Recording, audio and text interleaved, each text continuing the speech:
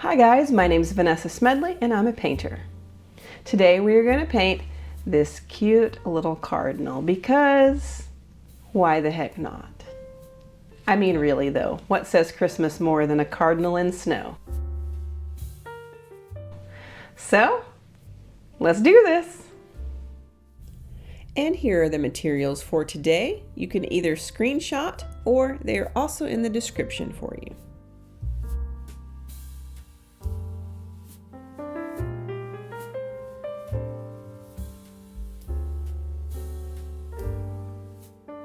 I'm mixing up my colors for the background, and here I'm using Payne's Gray with a little bit of transparent brown oxide. Then I mix Hooker's Green with some Alizarin Crimson and then add in a touch of Ultramarine Blue. And then I mix transparent brown oxide with Payne's Gray. So we have a very blurry background that's very light, so what I always like to do for a blurry background is to wet the entire background first. Now sometimes I will mask out the main subject so that I don't get paint on it, but since the background is so light this time, I'm really just going to go ahead and paint around everything. And the main subject, including the branch and the bird, it's all going to be darker than the background, so I'm really not worried about painting over the top of anything.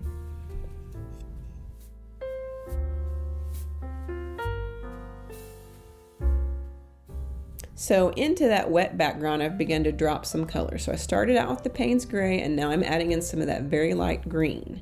Then I give it a spray to make sure things are continuing to diffuse because you just don't want it to dry out. Now I'm adding in some transparent brown oxide, a very watery mix of that. And I'm just going to continue to spray it when it gets dry, and I'm just going to continue to add in a few darker details here and there.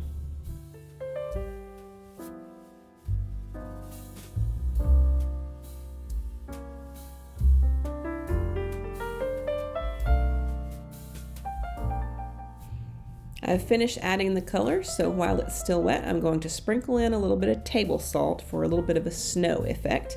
And then I'm going to use my shop towel to dab out the area over the cardinal. Now I've mixed some transparent brown oxide with some Payne's Gray, and then just brown oxide, and then just Payne's Gray. Now we're going to work on the branch, so I'm taking my Escoda Perla number 12, which has a very sharp point to it, and I am wetting the entire branch here so that it'll be easier to just drop in this color.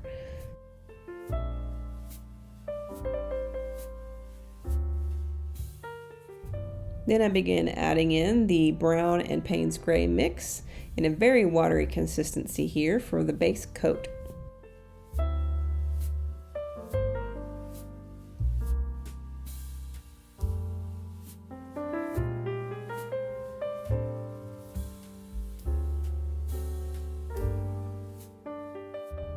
And then I begin adding in some thicker consistencies of the same paint to add some detail and shadows.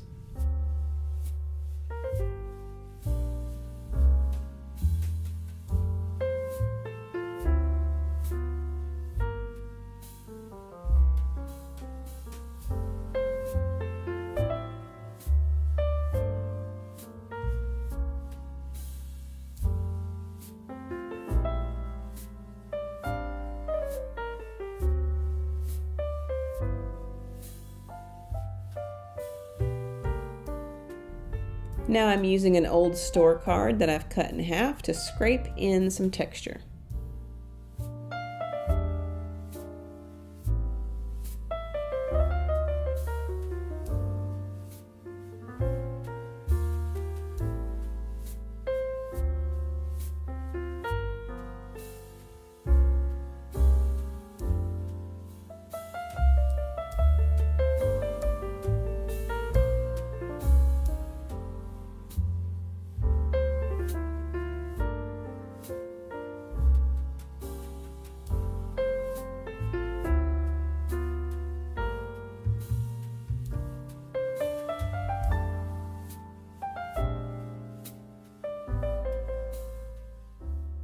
While it's still wet, I'm adding in some table salt to add a splotchy texture.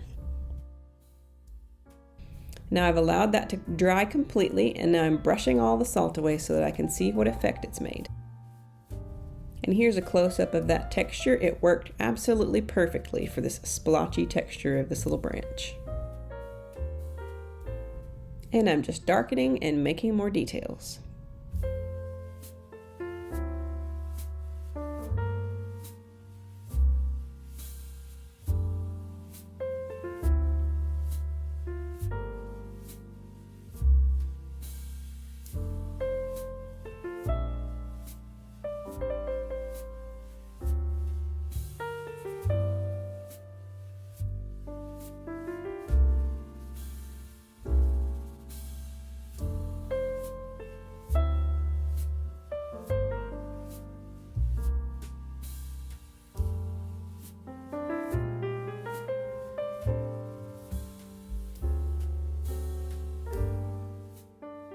And here I'm mixing Pyrrol Scarlet with Alizarin Crimson for the main body of the bird.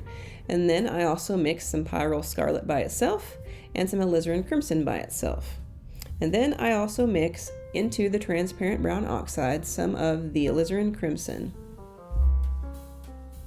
I start out by adding Pyrrol Scarlet to the highlight areas, and then I'm adding in the mix of the Pyrrol Scarlet and the Alizarin Crimson into the darker areas like the underbelly.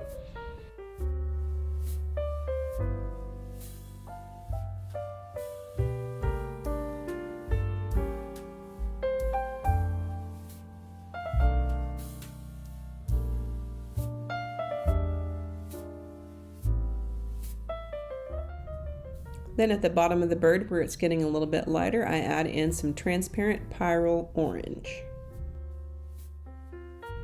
And then I'm adding in some suggestions of feathers with both the Alizarin Crimson and the mix of Alizarin Crimson and the brown oxide.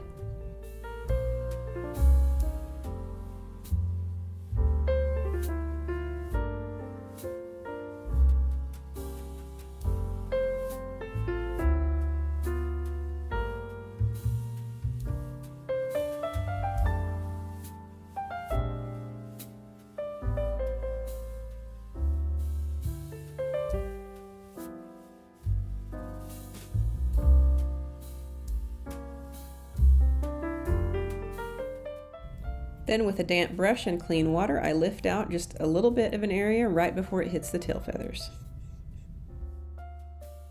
I have let all of that dry, and now I'm coming back in with a watery mix of my darkest of the reds. This is the one with the brown mixed into it. And I'm just adding that into the tail feather area.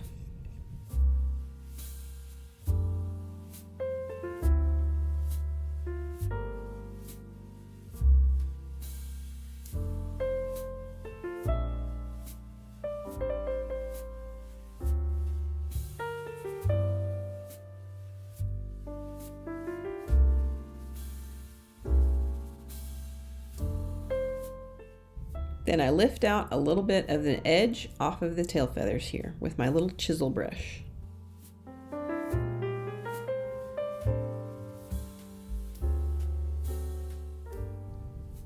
Just adding in the red for the beak here, and then I lift out a little bit on the highlight areas.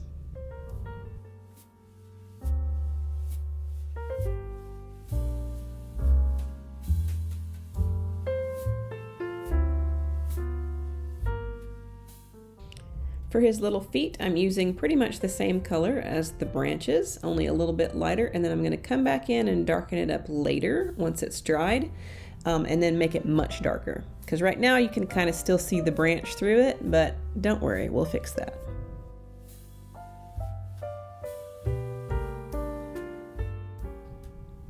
All of that has dried, and now I'm coming back in with the various colors to add the suggestion of feathers in certain areas. And like, how hilarious does this bird look without any color in his eye? He totally looks like he's gonna like steal my soul or something. I'm just continuing to add little feather details here, despite this little bugger's intentions on my soul.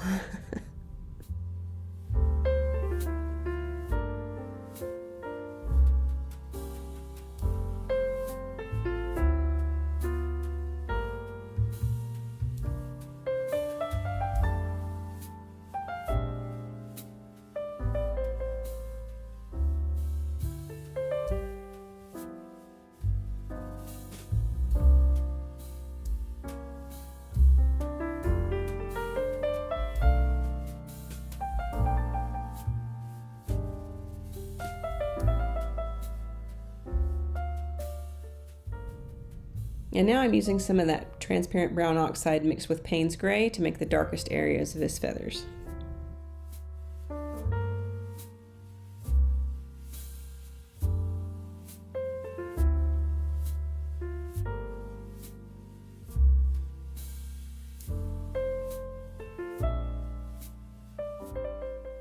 And here I'm making a really dark black by mixing burnt sienna and ultramarine blue. And I don't know if you noticed, but I squeeze a little bit out of the tube for those to make it as black as I possibly can. We're going to use that really thick consistency of black to come back in and do the little details on his face. Now this is when he starts to actually look like a cardinal instead of somebody who's going to suck the soul out of my body. But anyways, enough on that.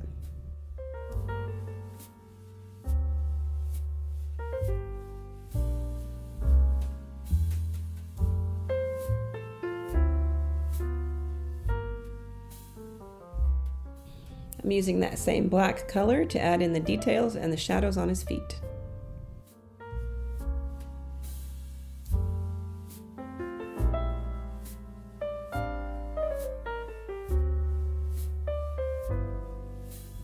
Got a little bit of his beak too dark, so I'm using my little chisel blender to lift out a little bit of that color, and it's as good as new. Then I very carefully, with a damp number 6 brush, paint around the eye and lift out that color right there so you can actually see that he has an eye.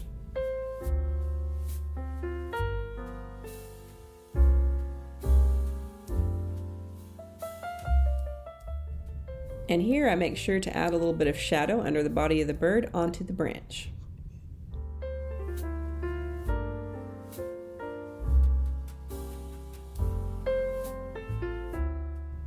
Now I'm using my number 6 round brush to add a little bit of clean water to a few areas here and lift it out with my shop towel. This is just adding little light details in the feathers.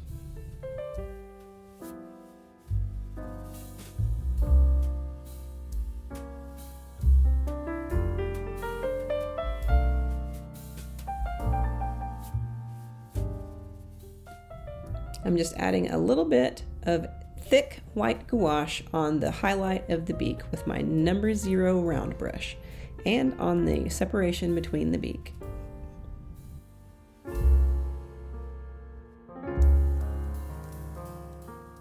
You do not have to do this, but I'm going to add some snow. So I take some thick white gouache, add a little bit of water to it, and then I splatter it all over the painting. So what I'm doing is basically using my finger as a stop, and I'm slamming my brush into my finger a few inches above the painting, and that's splattering an inconsistent pattern across the painting, and that to me looks a lot more natural than trying to paint in each snowflake. But if you need step-by-step instruction on that, I have a video that goes through it much more slowly, so the link for that is above.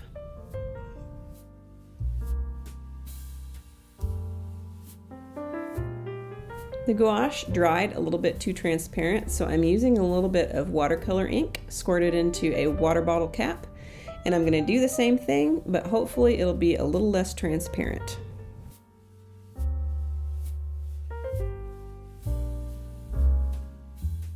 I'm mixing a little bit of that white gouache in with my brown oxide, and I'm going to use that to add just a little bit of that definition back into his eye because it feels like it's just not quite there.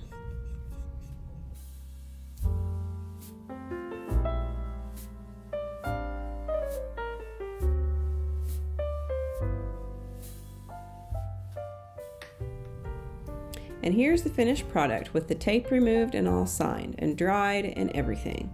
And my gosh, if this one doesn't remind me of my grandma. Not really sure why, but there it is. And there you have it, another festive little painting to add to your collection. Don't forget to like, comment, subscribe, share, all that fun stuff because that is how this channel gets to grow. Thanks for watching. I'll see you again next time.